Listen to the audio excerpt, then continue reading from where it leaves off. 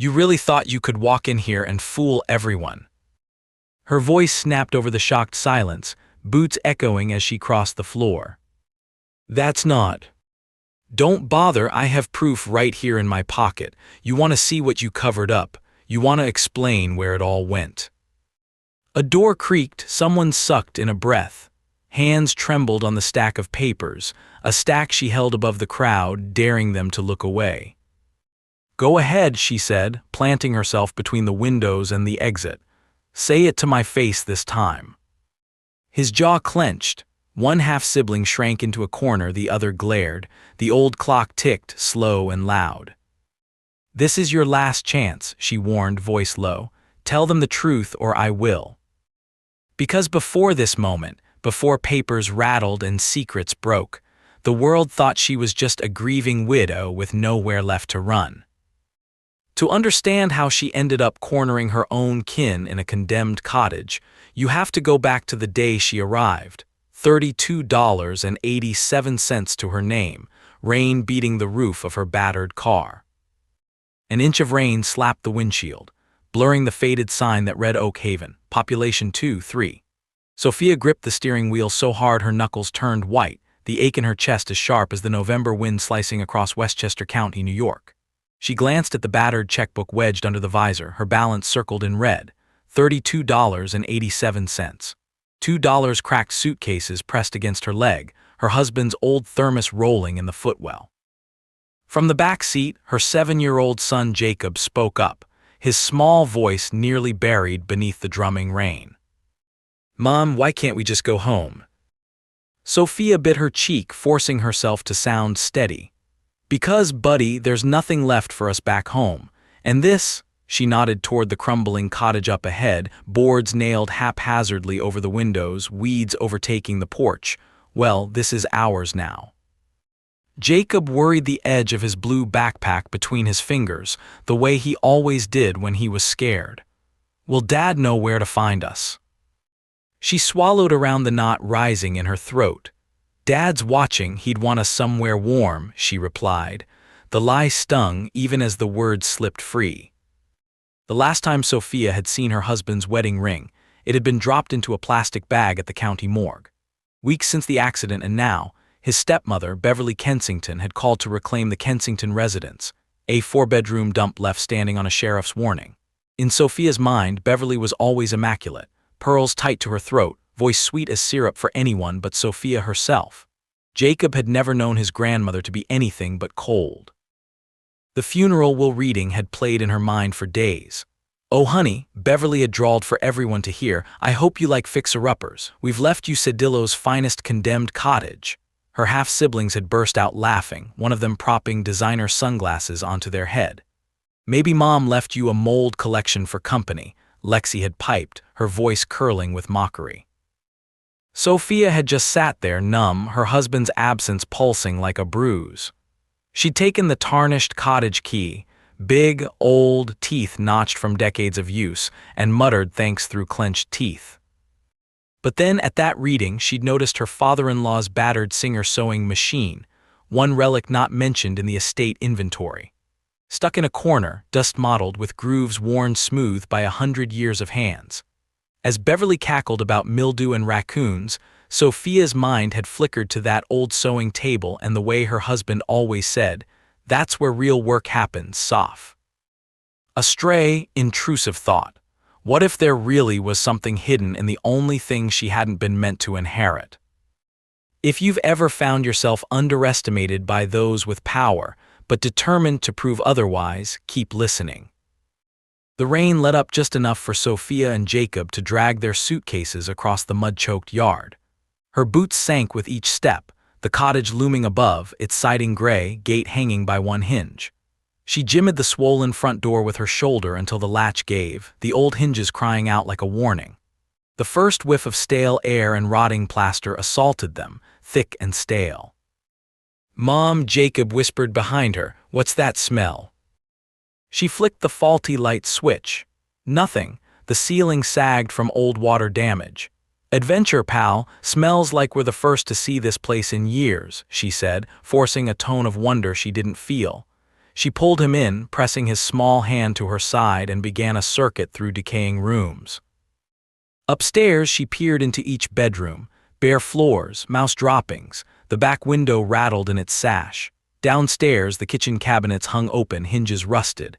The living room, once grand, was littered with cracked tiles and an overturned end table. Then there. The Singer sewing machine sat crooked beside the fireplace, oilcloth faded to shadow. "Wait here, Jacob," she knelt, running her fingers along the base. It wasn't just heavy, it felt off. The metal pedestal was thicker than she remembered. A patch of rust, a scratch that looked deliberate, and the faintest gap near the bottom. Heart pounding, she slid her nails along the seam. Beneath the metal, something shifted, a hollow space. She pried at one ornate panel. With a reluctant metallic scrape, it swung inward. Inside, a sack of old coins winked in the dark, and beneath them, the edge of a manila envelope. Jacob hovered wide-eyed. "Did you find treasure?" he asked, voice a little less afraid. She smiled, but her hands shook as she pulled free the envelope. "Not treasure, kiddo, but maybe something more important." Sophia turned it over, sunlight streaming through a crack in the ceiling, and recognized her father-in-law's tight, slanting script. Instructions. A name she didn't recognize. And the promise of more, to be found not in the valuables but in the truth. A gust rattled the shutters. For the first time since she'd left New York, Sophia let herself hope. If her name meant so little to the Kensingtons, maybe it was time she learned what it really could buy. 2 nights later, after she'd spent hours scrubbing at ancient grime, Sophia huddled beside Jacob on a heap of old blankets in the corner of the musty living room. The place barely kept out the chill, and every squeak made her reach for the old fire poker. Jacob tugged at her sleeve. "What's all that on the table, Mom? Those coins." He poked at the spread of gold and silver, eyes shining with curiosity. "They're old, from before you were born," she murmured, "but they might help us." She thumbed the embossed edge of a Liberty dollar, thinking of all she didn't know. She unfolded the letter, flashing Jacob a smile she didn't quite feel. The writing was pinched, urgency bleeding through every word. Instructions led to the back bedroom. "Check the dresser, hidden drawer, lower left side. Trust your gut, Sophia. Not everything survived in the safe people think holds value. Look closer, and what's rightfully yours will finally be in your hands." She pressed a kiss to Jacob's unruly hair. "We're not leaving tomorrow," she decided, "not till we figure it out." Next morning, Sophia plunged back into the weathered house, the air brittle with dust and winter. She steered Jacob down the hall, fingers lingering over faded wallpaper flowers as they entered the main bedroom. The antique dresser loomed. Its drawers moaned as she yanked one out, a nest of moth-bitten linens, and underneath a false panel. Her stomach dropped. "Is this it?" Jacob asked, kneeling beside her. "Let's find out." She pried at the edge, heart racing, until finally a slender compartment slid out, revealing a bundle thick with aging government bonds dated 1962, 1965, 1967. Each signature, the name Kensington, but not just her late husband's, names she'd never heard, each a piece of the family puzzle. They were old, brittle, their worth scrawled on faded stickers. Sophia's breath caught when she realized the compounded totals. "Mom," Jacob pressed. She found her voice. These make the coins look like pocket change." The numbers added up. They were sitting on more than $12 million worth of securities, rolled and hidden away, waiting for the right claim. Her hands trembled, laughter bubbling up despite her fear. Ahead was a path, one that could finally lead her and Jacob home, but only if she could outmaneuver the people who had hoped she'd never find this at all. A knock sounded at the front door. Police tape fluttered across the porch, and beyond it, a yellow county truck idled. 28 days until demolition, a sheriff's deputy barked when she opened the door. "New owner, you need to post plans to restore or Oak Haven County sends the wreckers. Clock's ticking, ma'am." Sophia's heart surged. She had time but not much, and now she had her target. 3 days later, Sophia sat behind a battered desk in the back office of local attorney Hank Morrison, oil heater rattling at her feet. Jacob spun a battered globe in the waiting room. Hank peered over glasses, sorting through the bonds, coins, and letter with slow, deliberate care. "You reckon you'll cash these yourself?" His Missouri drawl stretched each syllable. "Ma'am, I don't think your in-laws wanted these found." Sophia's lips curled wryly. "No, they wanted me to sign the house over, forfeit everything. But the will is clear. Do these prove the estate was never cleaned out properly?" Hank tapped his pen. "If I were a betting man, I'd say someone funneled funds out. Bank records for this branch go way back. Anybody could check." Sophia bristled. "That's what I want, and I want it in writing. My son deserves what's his." Hank's eyes went soft just for a second. "Not easy, but you got proof. That's more than most." Jacob poked his head in. "Can we get pizza after, Mom?" Sophia tried to smile, squeezed his shoulder. "That depends. Is there a reward for surviving all this?" Hank grinned. "If you're right, I can get a court order to have the bank release records. But you gotta hurry. Demolition papers move fast around here. The Kensingtons will know something's up before long." Sophia nodded. She caught a glimpse of herself reflected in a panel of glass, hollow-eyed, gaunt, but alive, hopeful. "Let them know I'm done being quiet." Back in the car, Jacob drew stick figures on the fogged-up windows. The deadline was crystal clear. The gauntlet was set. She'd come too far to turn back now. A day later, across Oak Haven's sun-bleached square, Sophia slipped into the only diner that still welcomed outsiders. Beverly's Porsche 911 gleamed on the curb, her half-siblings, Lexi and Hunter, lounging by the window, faces glowing above screens. Sophia stepped up to their booth, dropping a folder on the laminate. Lexi's eyebrow cocked. "Lost, Sophia." "Not anymore," Sophia replied.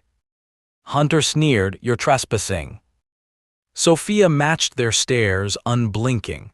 "I'm claiming what's mine. You siphoned funds. You left half the estate off the inventory. Hank has the records." Beverly slid into the booth, smile, brittle, voice as polished as ever. "Is this really necessary, Sophie? We gave you the house." "You tried to take that back, too."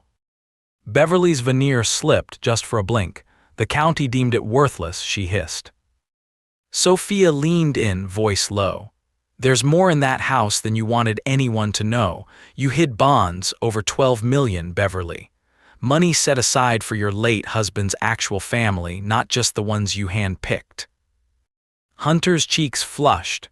"You think a letter and some moldy paper will stand up in probate?" Sophia straightened. "We'll see. But until then, the bank records show where the missing money went. Want to explain your wire transfers, Beverly?" Lexi's lips tightened. "Mom, let's go. This is just she's bluffing." Beverly stood. "Not another word. Come on, both of you." They swept out, heads high, but Sophia saw the twitch in Beverly's fingers, the ghost of fear. Later that night, returning to the cottage, Sophia found an envelope wedged in the doorframe, no stamp, her name scrawled in sharp pen.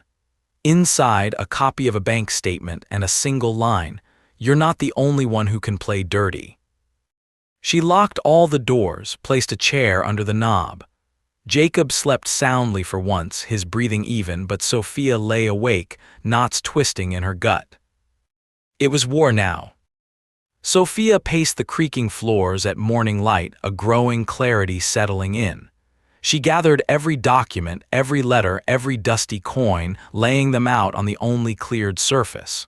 The truth was there, flickering in ink and aged bond certificates. Her phone buzzed. Hank's number flashed. "Found what you needed?" he asked, voice thick with sleep. "More than I hoped," Sophia replied, grim. "There's a record of every wire Beverly sent, estate accounts drained, all rerouted to hers. Oak Haven's local bank just sent confirmation. They want to see me today." "You want company?" Sophia paused, considering. "I'll handle it," she said, "but keep your phone closed, please." Jacob watched her fasten her coat. Are you coming back soon?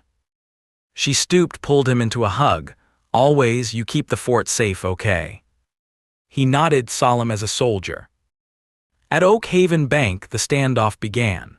Sophia, standing in front of the assistant manager's glass-walled office as Beverly and Hunter stormed in, dress shirts stiff, voices sharp. The manager's lips pressed into a neutral line. Let's keep it civil, folks. Mrs. Kensington, Miss Graves, has requested a full audit of estate accounts. Our compliance team found transfers you initialed, substantial ones. Beverly's eyes narrowed.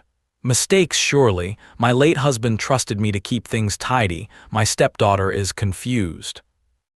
Sophia slid a folder across the desk. Audit logs, wire transfers, your signature every time. Do they match your memory? Lexi burst in, phone pointed for video. You're going viral, Sophia. One mistake and it's all over town. Sophia leveled her voice. It already is. Hunter's fists clenched. You think anyone believes you? We've been here 30 years. The bank manager cleared his throat, attention shifting. Our duty is to the law, not family history. If documentation proves fraud, the consequences will be severe, public, and immediate. Beverly hissed. Unbelievable, you trust her over your own. I'm trusting the evidence, Sophia answered. In the tense silence, the manager stood. We will freeze accounts pending investigation. Anyone moving funds now will be reported. Sophia stood, shaking but triumphant. It wasn't the end, but it was the first domino falling. The town of Oak Haven, never quick to forget, began to murmur. By week's end, Beverly's business partners stopped calling. The beauty salon slashed her standing Monday slot, and one by one, the families who once paid the Kensingtons for favors crossed the street when they approached. At the local market, the cashier paused. Sorry, ma'am, we're not authorized to sell to your account anymore. Hunter spat. You think this will stick? Sophia met his glare. It already has. At church that Sunday, whispers filled the halls. Sophia's nervous hands twisted Jacob's collar straight. Lexi shoulder-checked her in the foyer. You ruined us. Was it worth it? Sophia's reply rose sharp. We ruined ourselves, Lexi. Some debts need paying. Friday dawned wet and bitter, demolition date looming. Sophia secured a notary, signed restoration plans, and watched county officials appraise repairs already begun. Linoleum rolled back, subfloor exposed, boards replaced. Hank arrived carrying a pizza for Jacob and 2 cups of coffee for Sophia. Community's behind you, he said, half in surprise. Everyone saw the bank's notice. You turned this place around faster than anyone guessed. She smiled, bone-tired. I just gave them a reason to look closer. He clapped her on the back. That's more than most ever get. Main Street buzzed with talk. A reporter from the Oak Haven Weekly pressed a phone recorder her way. The townsfolk, family and friend and foe, filled the community center for the meeting set by the county. The air thickened with anticipation. Sophia took a breath and stepped onto the linoleum schoolhouse stage, the cheers and low murmurs swelling. Beverly stood by the back doors, eyes glassy, back pressed to the wall. Lexi lodged protectively beside her. Hunter paced the aisle. Sophia cleared her throat. You really thought you could walk in here and fool everyone. Her boots clicked as she strode center stage, the manila envelope brandished. Eyes turned, breaths held. She caught Jacob's gaze, solemn, strong. Beverly's icy mask wavered. That's not. Don't bother. Sophia unfastened the envelope, paper fluttering. I have proof right here in my pocket. You want to see what you covered up. You want to explain where it all went. A chair scraped. The mayor, reedy voice cracking, called for quiet. Sophia's hand trembled on the stack of statements, bonds, wire logs, the estate's true ledger. She faced her stepmother. Go ahead. Say it to my face this time, she pressed, voice cool but clear. Beverly's jaw worked. Half the town was watching, waiting. Lexi spoke up, voice tinny with nerves. "Mom, just say it's a mistake, we can fix it." The clock in the hall echoed each second. Sophia looked each one of them in the eye, daring them to lie again. "This is your last chance," she warned, tone dropping to a hush. "Tell them the truth or I will." Her hands gripped the edge of the papers, close to snapping. She felt Jacob's breath on her arm. Beverly's shoulders sagged, lips pressed thin.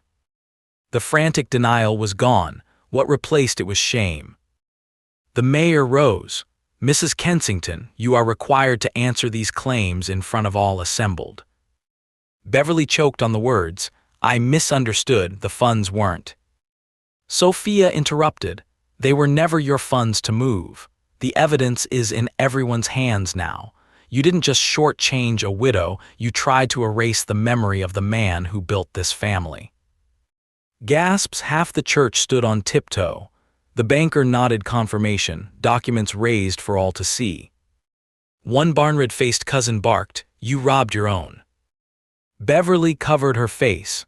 Hunter shrank into himself. Lexi trembled, clutching her phone as if it could shield her. Sophia breathed, for the first time in months, like she wasn't drowning.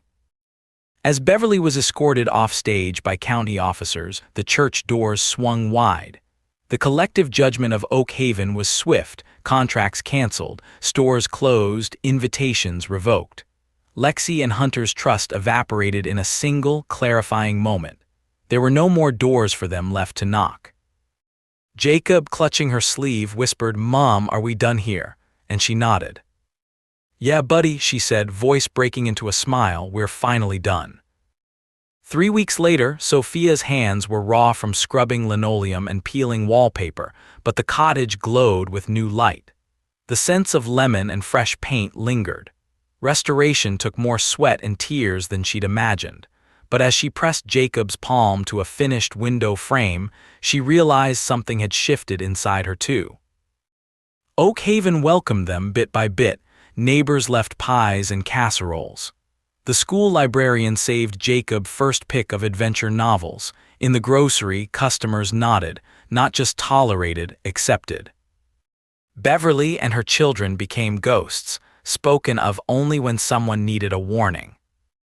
12 million in matured bonds settled quietly as whispered about as Sophia's name, and yet in the end it wasn't the money that changed her life but the rooms she could finally call home. Room enough to breathe. Room enough for Jacob's laughter to fill the hall. If you've ever wondered if the truth alone can turn the tide, remember this. Sometimes the weight you carry isn't just yours, but the hope of everyone who needs a second chance. And together, hearts lighter than in years, they crossed the weathered threshold to a place entirely their own, with nothing more than sunlight and the promise of one honest day at a time. The spring rains swelled the creek behind the cottage, carrying last year's brittle leaves out toward open country. Sophia watched from the kitchen window, her hands deep in soapy dishwater. Sunlight cracked through retreating clouds, catching the flecks of gold in Jacob's hair as he perched by the table, tongue out in concentration over his spelling homework. The house was fuller now, not just patched floorboards and painted walls, but humming with the quiet rhythm Sophia had always longed for. Jacob's laughter rolled from room to room, sometimes chased by the thumping paws of their newly adopted dog, a one-eyed mutt he'd named Lucky. Within weeks, the scars left by winter's desolation were covered in wildflowers, a gift, she later learned, from Mrs. Delgado across the road, who dropped seeds near the porch at sunrise while no one was watching. Still, the past lingered.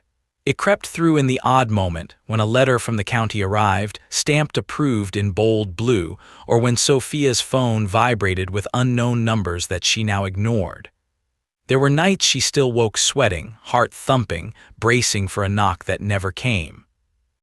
But each day the fear diluted a bit more, replaced by something steadier: hope, belonging.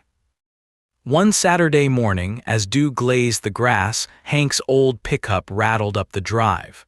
Jacob was the first to see him, running out with Lucky barking at his heels. "Brought breakfast," Hank called, hoisting a paper bag aloft. "Your neighbor insisted I deliver these." Sophia opened the door wide, grinning as the man set down a stack of cinnamon rolls, each dusted with sugar and smelling of butter. "You didn't have to, Hank." "I didn't," he replied. "Mrs. Delgado threatened to withhold her tomato stash if I came empty-handed." He winked. "You want the good Basil, you play by her rules." Sophia snorted, setting plates on the table. Hank glanced around the kitchen, noting the gleam of new tiles and the jumble of art projects on the fridge. "Feels different in here now, almost like a home." "It is," Jacob announced, mouth already full. "We planted carrots and everything." Sophia met Hank's gaze, eyes shining. "For the first time since Daniel died, I feel like we're steady, like I can make plans." Hank leaned forward, tone gentle. "And you will. Nasty business with Beverly, but the right story always wins out in the end, even if it takes a while. You made sure of that, Sophia." She sipped her coffee, thinking of judges and headlines, bank forms, handshakes.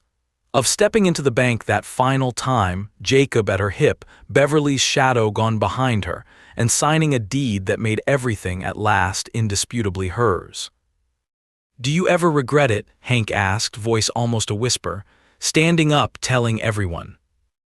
She shook her head, slow and sure. "Never. If I'd stayed quiet, Jacob, and I would have lost everything. The truth cost us, sure, but it gave us so much more back." Hank smiled, the old lines at his eyes crinkling. "The town's different now, too, a little less afraid, maybe more honest." Jacob glanced up. "Mom, can we show Hank the treehouse?" Sophia laughed. "If you can find the hammer and promise not to paint the dog again, go on." Jacob dragged Hank by the hand out to the big oak at the yard's far edge, Lucky romping after them. Sophia stood in the doorway, arms wrapped around herself against the crisp breeze, listening to voices filter back through the brightening air, Jacob listing his plans, Hank's patient drawl, the dog's happy barks. It felt for a moment like she could finally let herself rest. Word carried, it always did in Oak Haven.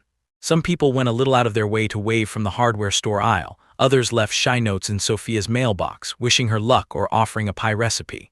A few volunteers arrived on weekend mornings to strip the last of the warped wallpaper or mend the cottage's sagging gutter. The old pastor even stopped by to bless the new paint. "It's about time a Kensington place got some honest luck," he said with a wink. Sophia's own luck was growing, small things adding up. She received a call from the school asking if she'd consider helping with the spring literacy fair. She went. Jacob, shy at first, began to find his voice in class. The teacher sent home notes, curious, quick to help, brave. Sophia pinned them up, each a small, hard-won triumph. Sometimes, in the quiet after Jacob went to bed, Sophia opened the battered envelope from the sewing machine and ran her thumb over her father-in-law's cramped letters. Not everything survived in the safe people think holds value. Trust your gut. She wondered if, somewhere, he'd seen how it all turned out. She wrote her own letters now, to banks, to family she hadn't seen in years, to the people in Oak Haven who, slowly but surely, began to stitch her into their fabric. She returned every casserole with a note. She started smiling back when strangers waved. The Kensington family name lingered, but now when people spoke it, there was something different. Not scandal, relief. The ending everyone had held out for in quiet, private hope. On the afternoon that marked 1 year since she and Jacob arrived, Sophia piled 2 plates with chocolate cake, wrapped herself in a patchwork blanket, and joined Jacob on the front steps. They sat together, watching the sky shift from pink to gold behind the neighbor's barn. Lucky dozed at Jacob's feet, tail twitching in his dreams. "Do you miss Dad?" Jacob asked, voice quiet. She blinked, surprised by the ache that question always summoned. "Every day, kiddo." He leaned his head on her shoulder. "Do you think he'd like it here?" Sophia gazed at the warped picket fence, the stubborn daffodils beside the mailbox, the laughter that seemed to echo under the eaves now. "I think he'd love it. I think he'd be proud of us." Jacob nodded, satisfied. "I think so too." They ate their cake in companionable silence. Distantly, a cardinal flashed through the maple limbs, scattering last year's twigs. Sophia picked out the shape of hope it left behind, a nest, nothing fancy but sturdy enough for spring's return. It wasn't perfect. The roof still leaked on hard rain nights. Jacob still flinched at loud noises. Sometimes in the grocery checkout, Sophia caught the sidelong looks of the old guard, those who'd profited by the Kensington's favors, who still mourned the steady tick of the old order. But where she had once shrunk from that scrutiny, she now lifted her chin and met their eyes, daring anyone to question her right to stand, here now unbroken. Then one evening, a knock at her door. Sophia tensed, heart skipping, but it was Lexi, her stepsister, standing on the porch, eyes ringed with exhaustion. "I know I have no right," Lexi began, "but I wanted to say sorry." Sophia studied the dark circles beneath Lexi's eyes, the uncertainty in her voice. She remembered the way Lexi had hoarded secrets, swung threats like weapons, but she also remembered being young, frightened, desperate to belong. Lexi dug her hands into her coat pockets. "We lost everything. I lost a lot of friends, but I deserved it. I lied to myself mostly." She hesitated, words softening. "I hope you and Jacob, I hope you're happy here." Sophia let her breath out slowly. "We are." A long silence, broken only by the creak of the porch swing. Lexi shifted, opened her mouth, then closed it again. Finally she spoke. "If you ever need help, I mean it. I work at the animal shelter now. It doesn't pay much, but it's good work. For what it's worth, you taught me something." Behind Lexi, the town glowed in the twilight, street lamps flickering to life. Sophia stepped outside onto the sagging steps, considering all the battles, the years lost to bitterness and greed. She held out her hand. "Thank you," she said gently. "Maybe we'll come by. Jacob's always asking for more pets." Lexi's smile was sheepish, full of relief and something like hope. As she walked away down the muddy drive, Sophia realized forgiveness, like any new beginning, had to start with a single step. She stood on the porch a long moment, letting the night settle peacefully around her. Later, as Jacob slept, Sophia took the old singer-sewing machine from its place in the parlor. Its grain gleamed where she'd oiled away a century of dust. She sat in the wan lamplight with a scrap of blue gingham, coaxing a steady thread through the needle. With every pedal stroke, the whir of the machine wove memories and promise together, reminders of what had nearly been lost, and the road she'd paved with grit, stubbornness, and the insistence on what was right. She stitched not just a patch for a favorite pair of jeans, but a seal, a sign that what was torn could be mended. Outside, the wind rattled the new windows, but inside, the house stood firm.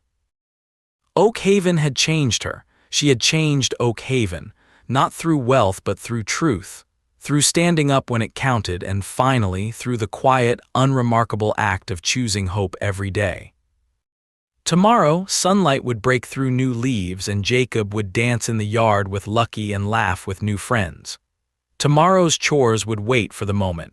For once, Sophia let herself just be, with her future wide open, her past at peace, her son safe beside her, home at last.